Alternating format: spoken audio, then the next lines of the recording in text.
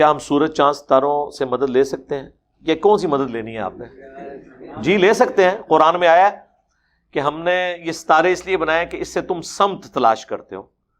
مدد ہم بھی لیتے ہیں جب کسی ایسی جگہ پہ ہوں ہمارے پاس ڈائریکشن آف قبلہ کا ہمیں پتہ نہ ہو تو ہم دب اکبر کو تلاش کرتے ہیں. اس کے اوپر کے دو جو ستارے ان کی سیدھ میں قطبی ستارہ ہوتا ہے. قطبی ستارہ اگر آپ اپنے رائٹ پہ لے لیں تو سب کانٹیننٹ میں آپ کا چہرہ آلموسٹ قبلہ رخ ہو جاتا ہے. یہ مدد لیں. سمندروں میں چل رہے ہیں تو ستاروں سے یہ والی مدد لیں.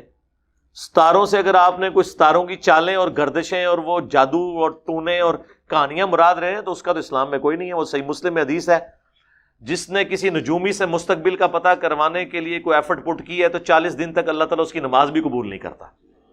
ٹھیک ہے, یہ تو بڑا ایک کریٹیکل ایشو ہے اس حوالے سے.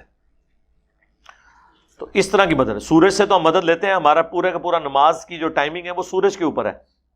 اب تو یہ ٹائم ٹیبل بن گیا نا, لیکن کیلکولیٹ تو سورج سے ہوئے ہیں.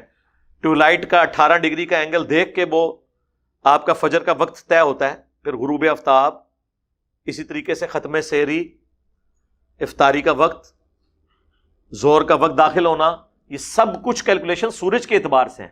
یہ والی مدد تو لیں. باقی اگر آپ نے دوسری مدد لینی ہے تو وہ بخاری مسلم دونوں میں حدیث ہے, اس میں میری ویڈیوز بھی ریکارڈڈ موجود ہیں. نبی صلی اللہ علیہ وآلہ وسلم